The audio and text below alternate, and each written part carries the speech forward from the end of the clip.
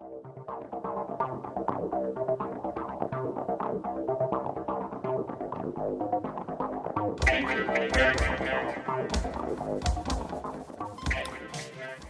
and welcome to my first breakdown of my new track, Take That. It's my first time, so bear with me.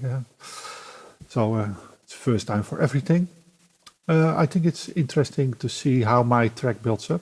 It contains, of course, of bass, percussion, the vocals. I will go into that, and also the backup tracks are very interesting. I like to layer a lot, and that services with the first part that's the bass. It starts with a track of Roland TB303 that's used a lot in acid tracks. It's a very initial, very cheap instrument, but nowadays you pay a lot of money for it. The next one is an OBX bass to add some of warmth to the bass line. And after that I will add some Korg MS-20. Just one note repeating itself to adding a bit of sharpness to it. And then the Mini Freak bass. Now to add a bit of crunch. So there are 4 synthesizers playing for the bass line. The percussion, it's an exception, but I built the drum kit myself from based on samples. So I didn't start with an 808 or a 909. You can hear a lot of delay on it. I like that. It adds some movement to the rhythm. It is quite simple. There are only about five layers, hand claps, and of course the kick and the snare and a hi-hat. That's in essence, that's it. The basis of the rhythm track repeats over the whole track, but there is some movement added and some editing done, and to create some unexpected varieties.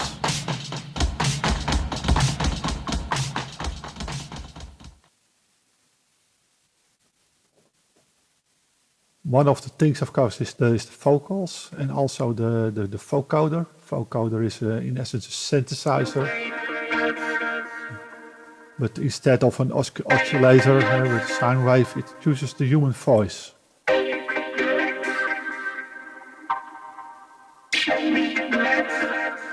And you shouldn't confuse it with auto-tune. For the backups I have a number of tracks. This one is 1 octave higher than my own voice. The other one is 1 octave lower than my own voice to create a bit of width.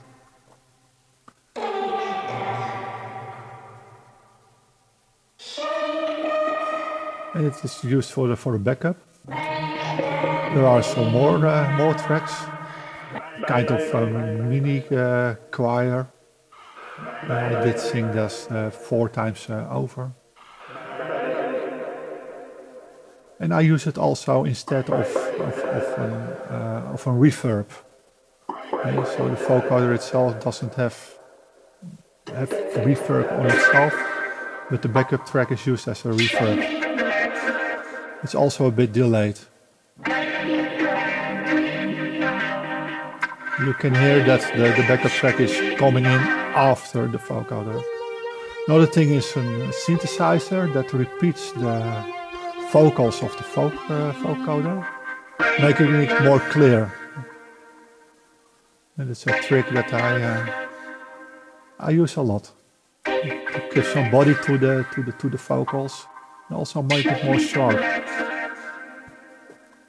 So now you can hear them both. And there it comes.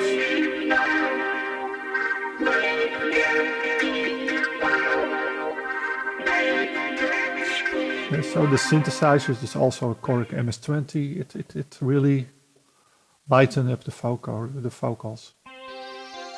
Then of course we have a lot of support layers.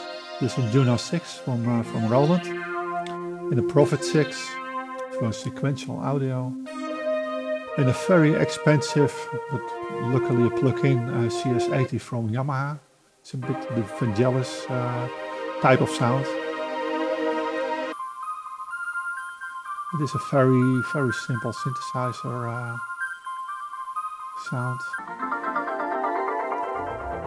And a drone sound. The famous Fairlight. Maybe you recognize the type of sound from this one. And the DX7, the only synth I also have in hardware. And an Eminent from Jean-Michel Jarre uses that one a lot, the Eminent 310. But I use a Fox organ for it. And when you combine it, you get a nice layer. Some parts of them are even a bit out of tune. I really like to build up the backing during composing, but the trick is don't overdo it. Another thing is the riser. With the riser you connect two parts of the song. I don't like them, but for this one I just had to use it. It's based on ARP and also with a cork to finish it. Now it's a bit of a hack. Normally I like to have the parts of the song going seamlessly from one to another, but this time I used the riser. This is also part of the backing with the choir. And now we are ready to hear everything, to the build up. So I will build it up track by track, starting again with the TB303.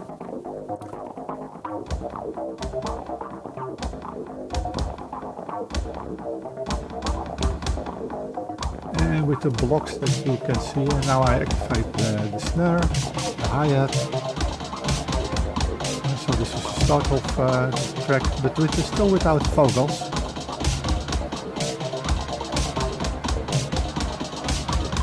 And after the relatively thin TB303, also the warmth of the OBX comes in now.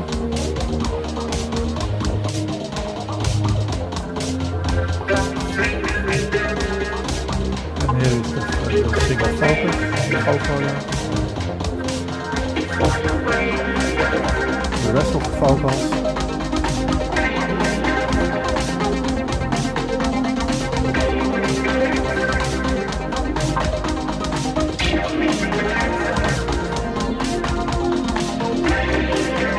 Also always nice to hear some of the backing tracks that you almost don't hear separately, but now you will become aware of them the next time when you will hear one track.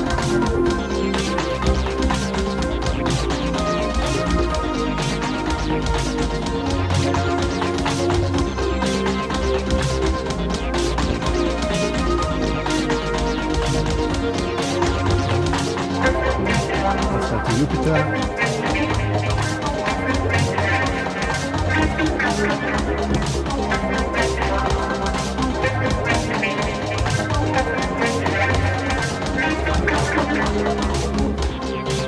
You can hear the ping pong delay. That means that it's a delay and it ping pongs from right to left. That's why it's called ping pong. I love to use that. Almost all my tracks are penned at the middle, so they are on the middle of the track. And then you create a stay from left to right. So I create my movement afterwards, with ping pong delays, but also with other plugins that pen slowly from left to right to create movement in the track to keep it interesting. Getting out the boredom.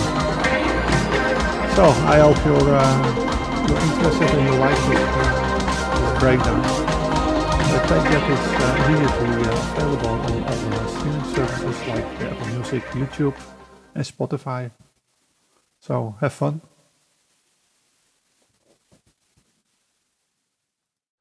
Hey, if you like this video, please subscribe on my channel, so when I upload something new, you will be warned. Also click the bell icon for that.